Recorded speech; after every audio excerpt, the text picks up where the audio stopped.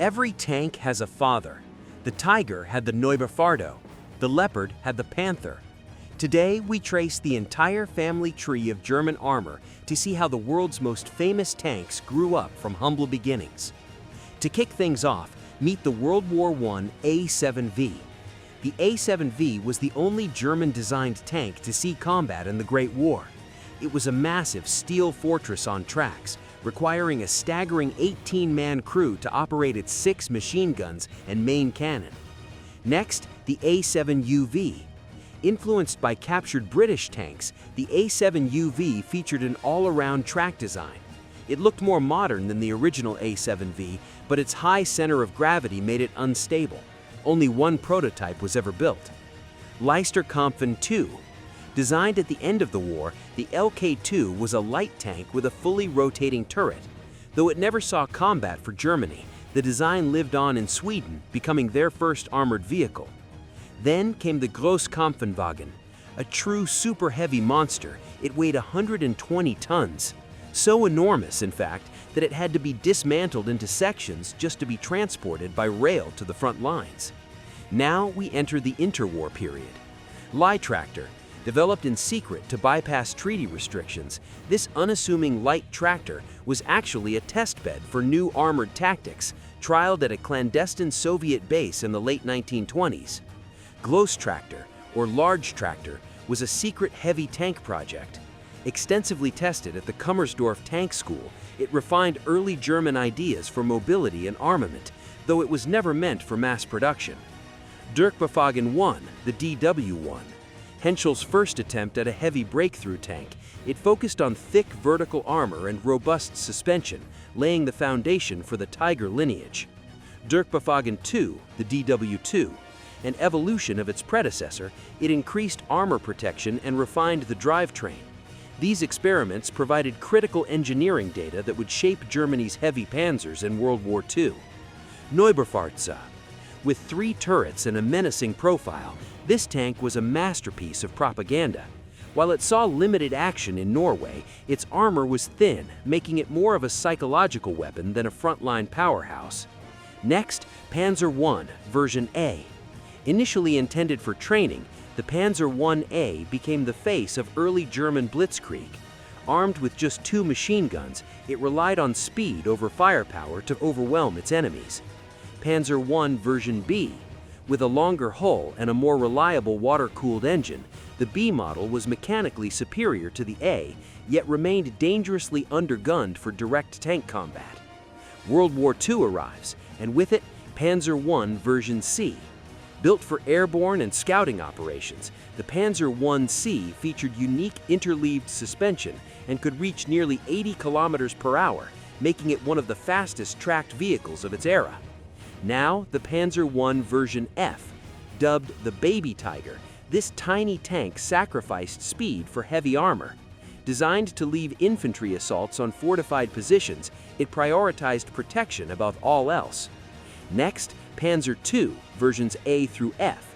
The early workhorse, armed with a 20mm rapid-fire autocannon, it excelled against light vehicles and infantry during the invasions of Poland and France. Panzer II versions D through E. These cavalry-specialized tanks used Christie-style suspension with 4 large road wheels, built for high-speed road maneuvers, but off-road performance was poor.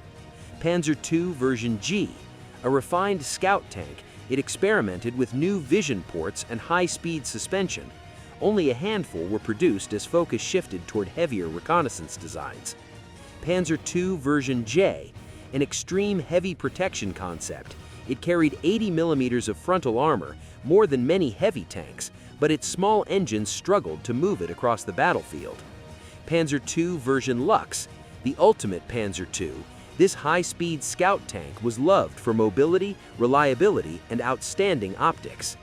VK-1303, a developmental bridge to the Lux, proving a dedicated light tank chassis could outperform older modified models in reconnaissance.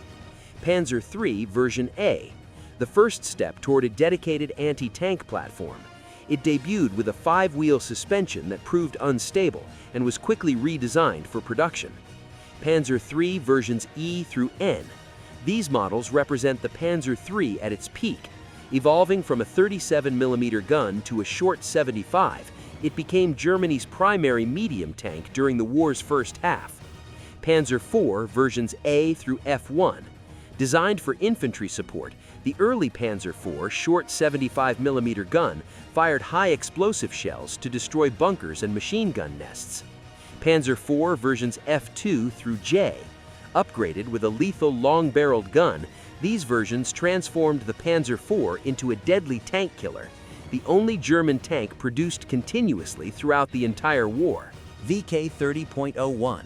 Ferdinand Porsche's entry for the 30-ton tank featured a radical gasoline-electric transmission.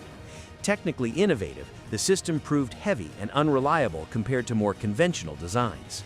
VK36.01. This heavy prototype was a direct ancestor of the Tiger. Intended to carry a specialized tapered bore gun, the project was stalled by a shortage of tungsten ammunition, eventually leading to the Tiger we know today. VK30.02. The winning prototype for the Panther tank project. By combining sloped armor with a high-velocity gun, it was specifically designed to counter the Soviet T-34 on the Eastern Front. Panther. Widely regarded as one of the best tanks of the war, the Panther paired excellent frontal protection with a 75mm gun capable of piercing almost any Allied tank from long range. VK45.01. The Porsche Tiger featured a forward-mounted turret and a complex hybrid drive.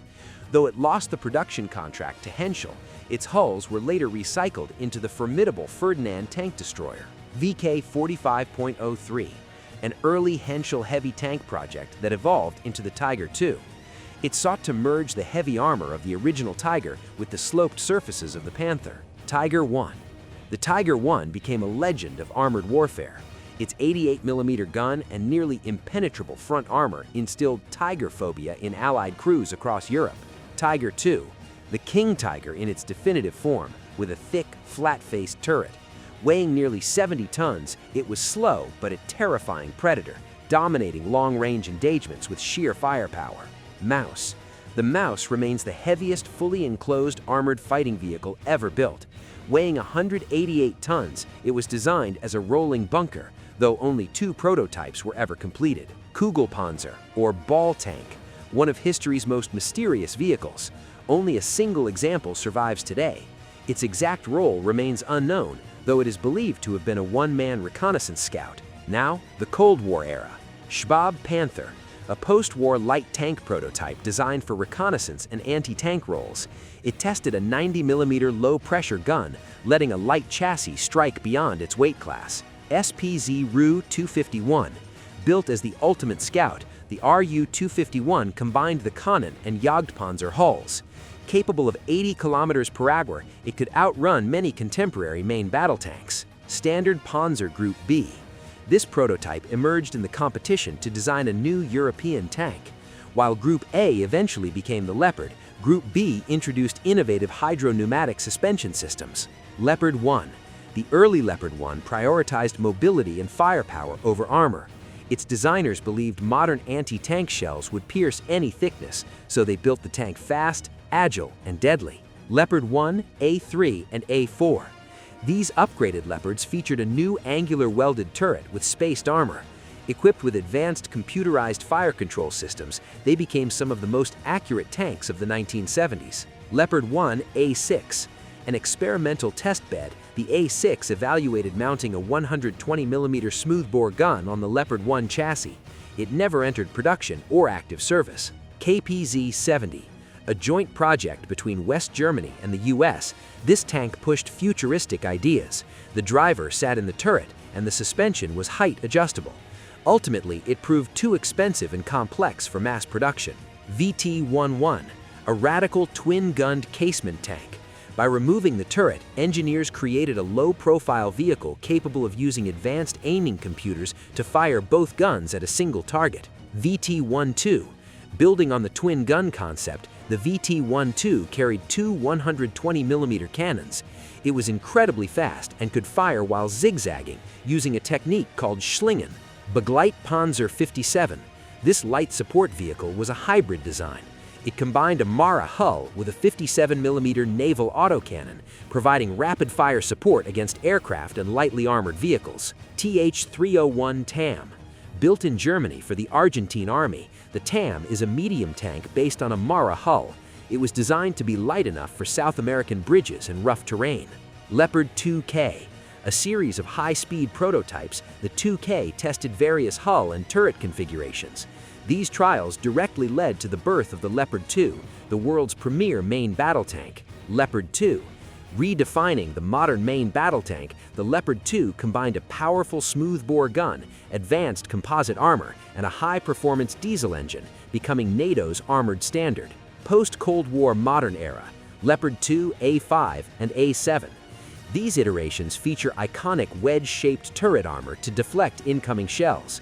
The A7 is today one of the most advanced tanks in the world with full digital battlefield management systems. Leopard 2 PSO.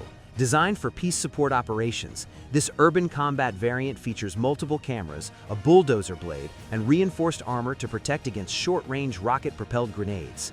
Leopard 2 Revolution. A modular upgrade package that transforms older hulls into modern digital platforms. It includes 360-degree protection and advanced electronics to meet 21st-century battlefield threats.